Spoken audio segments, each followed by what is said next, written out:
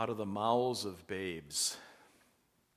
There was a young man who sat in the pew at church listening very attentively to his pastor as he preached a strong sermon on the realities of the fall into sin. And his eyes grew wider and wider as the pastor's voice rose as he quoted the book of Genesis. "You are dust, and to dust you shall return." An impression was made on that little boy. Later that same day, all of a sudden, the mother heard a yell from her son, his bedroom, and she went running up the stairs and met him halfway. "Mom," he said with great concern, "do you remember when that pastor said that we are dust and to dust we shall return? I just looked under my bed and someone is either coming or going."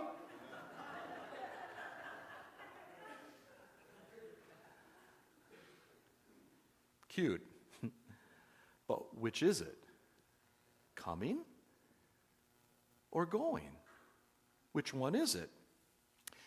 Can't help but go back to the first verse of the book of Genesis of the Bible, where it says, "In the beginning God created the heavens and the earth."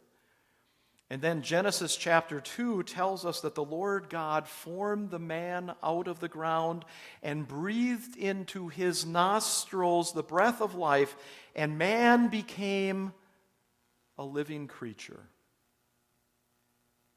a perfect creature. God breathes life into him and bestows upon him his very image. And it was a beautiful act of love, to say the least, that united God and man together in a perfect relationship. As a matter of fact, God is recorded to have said, "It was very good." Very good. It was too good to last, unfortunately, because man and woman, Adam and Eve, chose to disobey God's command not to eat of the tree of the knowledge of good and evil, and Adam and Eve were convinced by Satan that God was holding something back from them. There are other blessings, he said. There's other information that God has reserved only for himself, and you're being cut out of something so very good. I don't know if you remember the storyline. Satan said, "Did God actually say?" I think you might have misunderstood him. "You will not surely die." And obviously Eve was convinced, and Adam right along with her, that there was something desirable that God was not sharing, so they took it. So they ate, and their eyes were opened wide in terror. Because now they understood what death was about. Now they were told that they were going to die, and that they would know what the curse was that went along with that process of dying. They learned that they had forfeited the very image of God, and the breath of life now was fleeting from them. Talk about great consequences. They will suffer death, and they will what? Return to the dust from which they came. You are dust, and dust you shall return. I mean, the tragedy really rivals any other tragedy that is yet to come in their young world. Nothing could be worse if you think about it. Nothing could be more devastating. Nothing could be more final, for they have now, again, as I said, they've lost the very image of God, and they've destroyed their relationship with him. They will die. You are dust, and to dust you shall return. But God is gracious. He is merciful, and he is loving. And because of who he is, he promises. And boy, what a time in which you and I need to hear this. In the midst of everything, we've got God's promises to raise up from the dust once again. He promises to restore life. He promises to restore the image. He promises a champion to them, a Messiah who will be delivered to mankind through the woman's seed. God promises that this Messiah will do battle with the evil one, and Satan will be condemned to the dust of defeat. God promises, and the great battle begins. So welcome to the war. Because the war has been taking place ever since Adam and Eve fell into sin, and it's taken its toll, hasn't it? It's taken its toll on the whole world, and it's taken its toll upon you and upon me, because there's the reality of sin and the devastation that it brings. And every day, if you will, we feel the knife of mortality as it cuts through our body with sickness and disease. And every day, we experience the gnawing of sin as it tears at our hearts and at our very souls. And every day, we can feel the darkness as it chokes us off from God. Satan, the world, and the sinful flesh, we know to be called the unholy three, separate us from God and intend that division becomes permanent. That's what Satan wants. He wants for us to be permanently cut off and separated from God. Now, I'm using Daniel as my text this morning. You probably saw it. I don't know if you pay attention to the theme. If you look at it, it says, out of the dust we come. Out of the dust we come. Even though Daniel is telling that there's going to be great trouble, there's going to be a great distress, and that is a devastating reality, and things are going to get progressively worse between now and the end of time. Were you listening to what Jesus said in the gospel lesson? Does that sound familiar to you, where he said, many will come in my name claiming I am he and will deceive many? Watch out that no one deceives you. Oh, are there deceivers out there or what? And then he says, when you hear of wars and rumors of wars, don't worry about that. Don't be alarmed, because those things must happen and they will continue to happen. And in a nutshell, I'm paraphrasing, Jesus is saying there's going to be a lot of bad stuff that's going on. Have you noticed that there's a lot of bad stuff going on? And it's going to continue up until the very last day when Jesus comes back again. I mean, look around, people. I mean, I was in Bible class, I was saying, do you have the same temptation that I do to cut myself off from everything that's going on out there? And it just go off somewhere to be by myself, away from it all? I mean, that's a real temptation, even though we know that that's not God's way.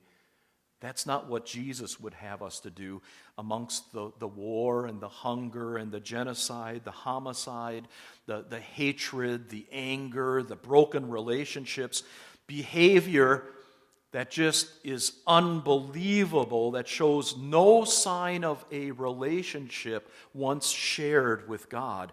A time of trouble, if you think about it, that has really never been seen before.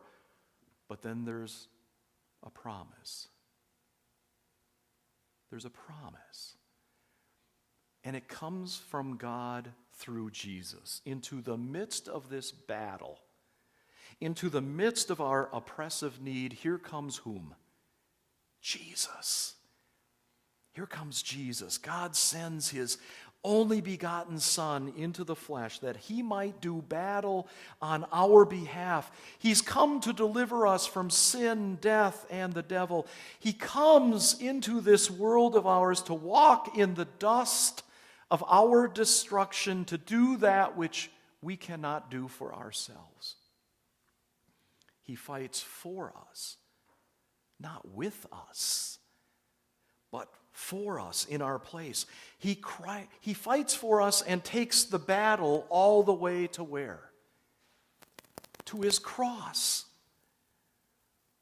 And there he sheds his blood to be the sacrifice that he needs to be for us. And there he pours out his life. And there he dies. And he's taken from the cross and he's placed into the tomb. And he's interred, if you will, into the dust of the earth, into the dust of death, and a death that's our doing. I don't know if you've ever thought about it this way.